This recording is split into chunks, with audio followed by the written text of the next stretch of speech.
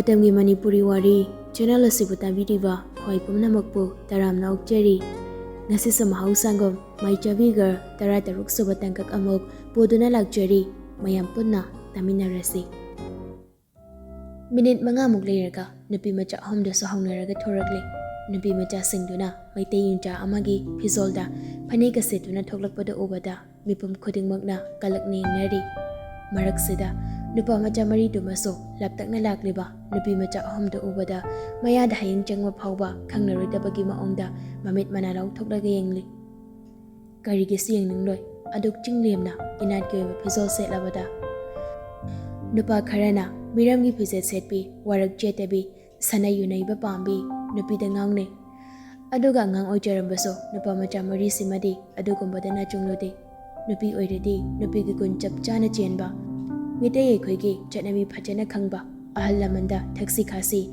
Bebar Kaidaba Amadi, Isangi Lining Lyson Amadi, Pijichak Jabo, Awang Batagda, Tangat Panupituri Pamliba. Asigumba Pamba, Nupaso Kayani Laiba. Tasing Bagidi, Nupa Kuding Magna, Magi Punsi Kongloi Kalam Dagi Matam Dadi, Iyaya Banupitu Kankiroi. Tasing na, Nupa Maja Marisi, Masak Mataw Pajabatanatana, Wakalaw Singso, Yamna Lady.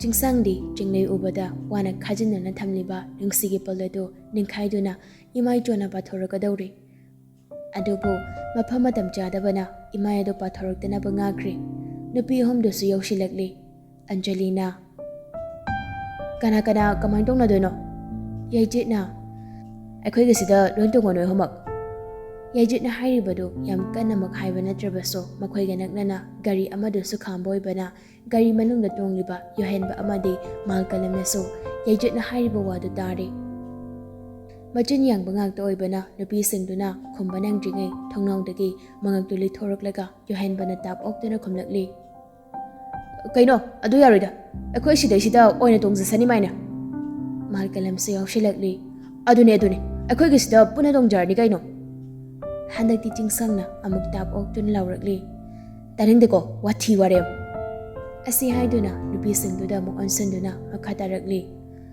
Kakhalodana rusha Ahamagdu jakmana na Hoy Asi haiduna nupi ahamda masu kakatke dauri Madu ubada yuhen badu nupi singduda onsanduna amuk laurakli Akhoi gisida amam amtang warshu tongbiyudana Pinky do nokladuna Noigidana halakpado ina tonglage Angelina yohenbada yingnaga usitana haireklami More hangoi manba nangna thawba gari do tongri sharukne khongna dum lakjarage Asi hairamduna gari da kaki yohenbado mana kari shakhomba nang hawdabaduda I kabana loire malkalamda onsinduna isawga langsalakle Si nangna nadro nangna akhoi daga tonglamade sitho oide malkalam sho thawai sa sadana nogem haigem naduna khomlakle Ibunga nasak tu gayam pakre natom tana te chakri do aishu pinky ka tong minaba phangdabagi ni chakri se somdana pi ahomda maso maning sita karaktuna pula phamlare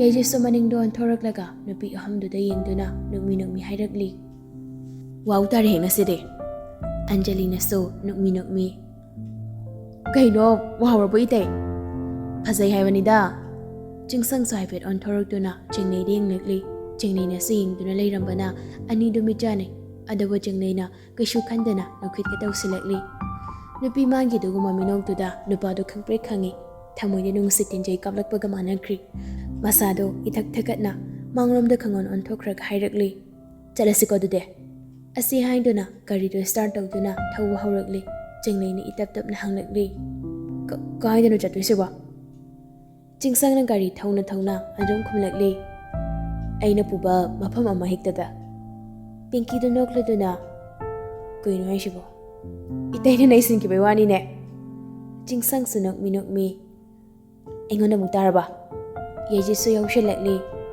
Nung pau nung sinadri aduga muktaba loire itayena Angelina amo Atay lairida itay Nupi akoina nungsi harpa sunga lairdi akoy say Mogi nupa panglaroy na itayani na nanaw nupa sungduda karamda haibiyo Angelina haidada mayamda noklagli yaji su nokli adubu nokpado leplaga nupi ahomduda onsilakduna Kaigino noy homna koiba chatlaga oiginapada natonga chintharaga laisiba Handakti Chinglei no ina.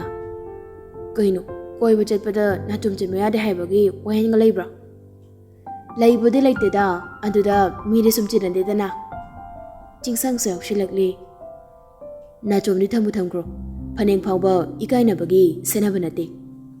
Chinglei do dumaktapna. Phanek haisidi inar ki phizoli. Masi koina setpada ikainingai leideda. Aduga natum jinbasiso ipa ipu haktaktagi chilabani. Thainagi matamdadi ningol obi singina pada chilibana chomsina ningol obi ado mapu pale arepa leiri. Natraga mapu panji arepa leitri haibase chilibana chomduda yingnaga laina khangnaramin hai. Adubo masigi phajakraba chatnabise marak amadi mami samlakpagum tawrobani. Ado haujukti kharabu chinabu uri. Ningsa swarma sang hondoklaga Chinglei do amuk makha tarakli. Aduga koiba chatpada nachom senbase mina chinadraso ekhore chile pamjarubana.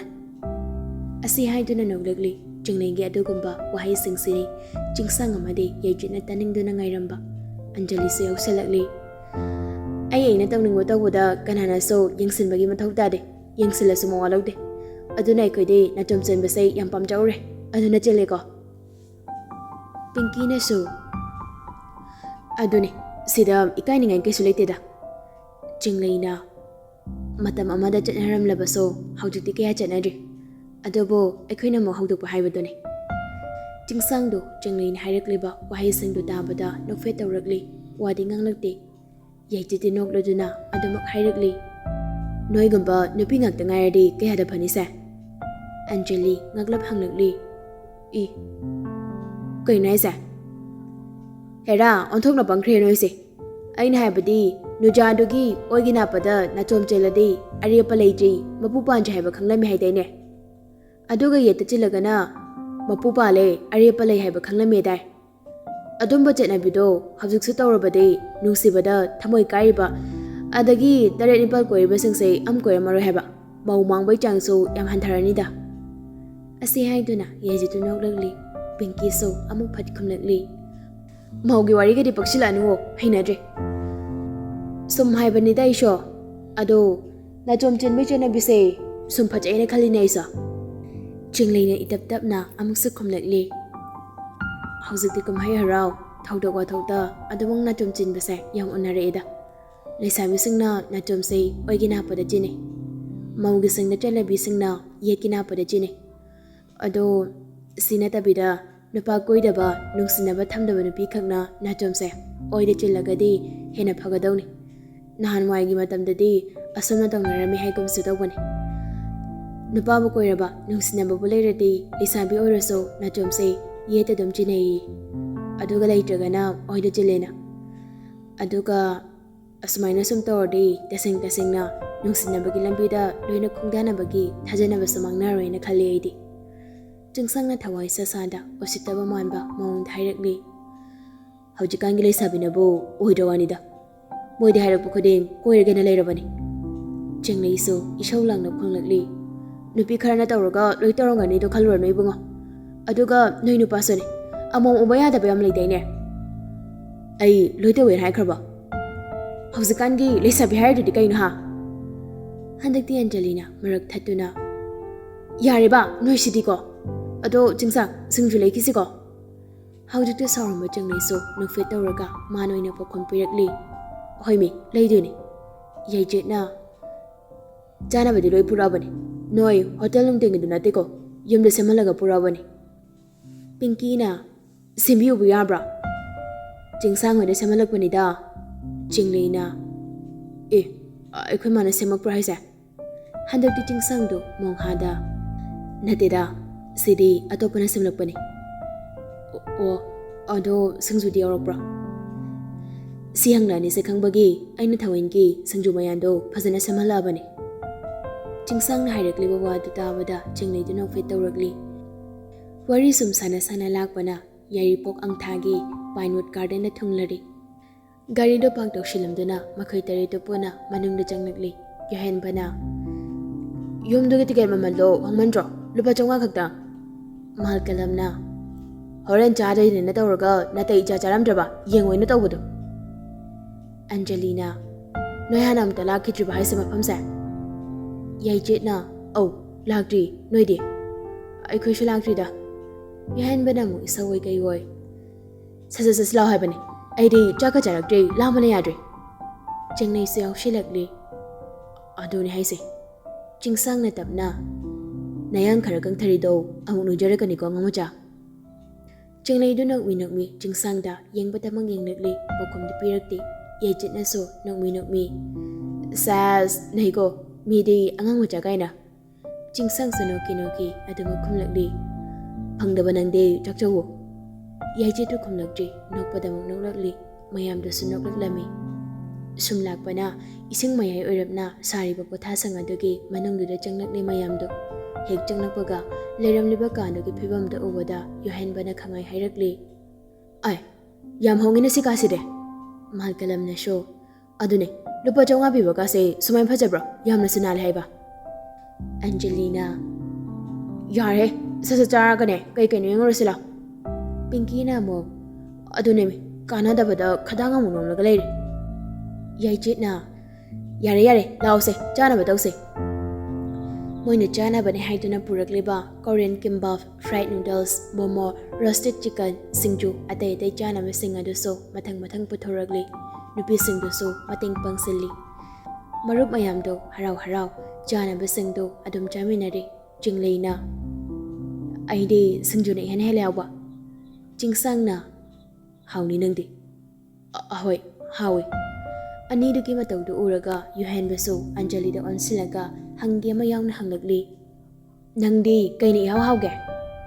Yuhanbagi magun khanglaba Angelina. Rasidi pokpada yaraktraba ibungo nangama. Hairakliba Anjali gi wadu dabada mayamdu nokli. Yuhanbaso nokli. Jambadu sulokshilatuna mapamdagi phajaba singado yengnaba hainaramli. Yai jetna. Noi mayamna jura chakraga aina itomna tahawduini ne tawrisha.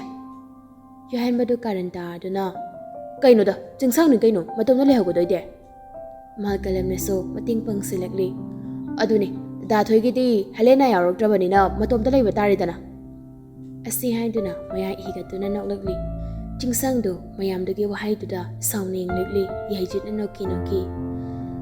Adumaina ga yengnaganuda Helena gi nupani haibada pokchagi tawri. Handakti jingsang so jinglegi manakti jangsalakduna jinglegi khudangdo ta pairakli. Matawduda jinglegi ingangakna. Kaino da thoi. Jingsang jinglegi pokhom bibagi mahod mayamduda onsanduna. Noidi khangde ekhodi chalehe. Asi hairamduna jinglegi pupuduna chatki. Anidugi matawdu ubada Pinky do murum solakli. Mayambana nupa thoiba. Aduga manang nupasina kaino khangde khomone pura. Mana hairiba wado manakta leiriba singduna loina tari. Malkalam sa tahawbana khumlakli. Adumaina ga hairakanuda nangse aina pharaga logena ngairibani. Yai jetna sunoklaga mating pangsilakli. Noi baba so mamo phaba yawna hayadaine. Malkalam so nukmi khumlakli. Hairibani thagi ba nate. Pinky sunoklakli Angelina mo saurapna yohanbada panaba. Migi dloini yana kre akhoi gisina kanangai no khangde sum tawle.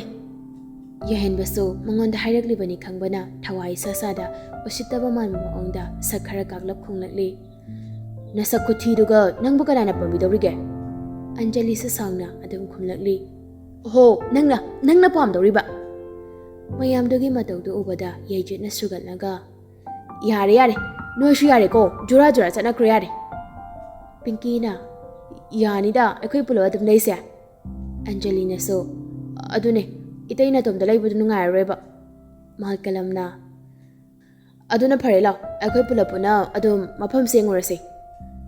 Mayamda so hoi hainaraduna mafamdogi phajabadu yengba haurakli. Somda jingsanga jinglega so ngahau chatuna mafamdogi phajabadu yengli. Adubu jingsangdi ngasai mana paisingkiba jinglegi khudangdumadi hojik phawa thadorakdri. Som chatlambadagi khanglep leptuna jingsang tapna nungsina magi thawaibu kawrakli. Khumancha jingle su tingak jingsang ding nakli. Jingsang so makha taduna adum hairakli. Nangse yamna jami. Handakti jingle so ichamna nokfit ka tawduna khomnakli. Masagini Jingsang so jingleda nungsina chandawgi yengli.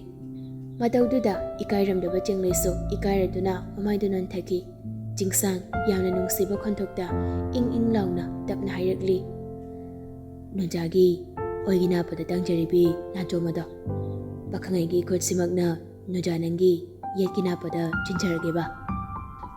ꯅꯨꯄꯥ ꯃꯥꯒꯤ ꯑꯗꯨꯒꯨꯝꯕ ꯅꯨꯡꯁꯤꯔꯕ ꯋꯥꯍꯩꯗꯨꯗ ꯆꯤꯡꯂꯩꯁꯨ ꯊꯥꯖꯗꯕ ꯉꯛꯄ ꯀꯌꯥꯒ ꯂꯣꯏꯅꯅ ꯃꯥꯒꯤ ꯀꯣꯏꯔꯥꯎꯅꯔꯕꯤ ꯃꯤꯠꯁꯅ ꯑꯅꯤꯗꯨꯅ ꯅꯨꯄꯥꯗꯨꯗ ꯌꯦꯡꯂꯛꯂꯤ꯫ ꯆꯤꯡꯁꯥꯡ ꯅꯤꯡꯁꯥ ꯁꯣꯔ ꯑꯁꯥꯡꯕ ꯑꯃ ꯍꯣꯟꯗꯣꯛꯂꯗꯨꯅ ꯃꯈꯥ ꯇꯥꯔꯛꯂꯤ, "ꯊꯃꯣꯏꯁꯤꯅ ꯅꯪꯕꯨ ꯅꯨꯡꯁꯤꯔꯛꯄꯗꯤ ꯀꯨꯏꯔꯦ, ꯑꯗꯨꯕꯨ ꯅꯨꯡꯁꯤ ꯍꯥꯏꯅ ꯅꯐꯝꯗ ꯐꯣꯡꯕꯒꯤ ꯊꯧꯅꯥꯗꯤ ꯑꯩ ꯂꯩꯈꯤꯗ꯭ꯔꯤ."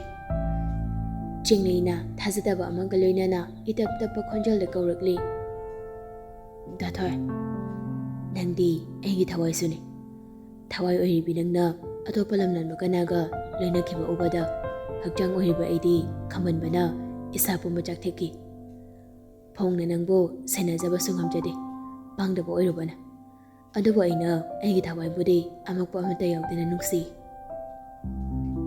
ꯆꯤꯡꯂꯩ ꯃꯃꯥꯏꯗꯨ ꯃꯈꯥꯗ ꯅꯣꯟꯊꯔꯞꯇꯧꯅ ꯉꯥꯏꯍꯥꯛꯇꯤ ꯇꯨꯃꯤꯟ ꯂꯩ꯫ ꯋꯥꯈꯜꯗꯨꯃꯁꯨ ꯆꯔꯥꯡꯅꯩ, ꯊꯃꯣꯏꯃꯁꯨ ꯏꯊꯛ ꯍꯧꯔꯛꯂꯤ꯫ ꯑꯗꯨꯗꯒꯤ ꯏꯀꯥꯏꯕ ꯄꯨꯝꯕꯗꯨ ꯈꯪꯖꯤꯜꯂꯒ ꯆꯤꯡꯁꯥꯡꯗ ꯌꯦꯡꯂꯛꯂꯒ ꯌꯥꯝ ꯅꯨꯡꯁꯤꯅ ꯑꯇꯞꯄ ꯏꯪ ꯏꯪ ꯂꯥꯎꯔꯕ ꯈꯣꯟꯖꯦꯜꯗ ꯍꯥꯏꯔꯛꯂꯤ, "ꯅꯣꯖꯥ ꯑꯩꯒꯤ ꯑꯣꯏꯒꯤ ꯅꯥꯞꯄꯗ ꯇꯪꯖꯔꯤꯕꯤ ꯅꯥꯆꯣꯝ ꯑꯁꯦ, ꯄꯥꯝꯃꯨꯕ ꯅꯪꯒꯤ ꯅꯈꯨꯠꯃꯛꯅ ꯅꯣꯖꯥ ꯑꯩꯒꯤ ꯌꯦꯠꯀꯤ ꯅꯥꯞꯄꯗ ꯆꯤꯟꯕꯒꯤ ꯑꯌꯥꯕꯗꯣ ꯅꯪꯕꯨ ꯅꯨꯡꯁꯤꯔꯨꯕꯤ ꯑꯩꯅ ꯄꯤꯔꯕꯅꯤ."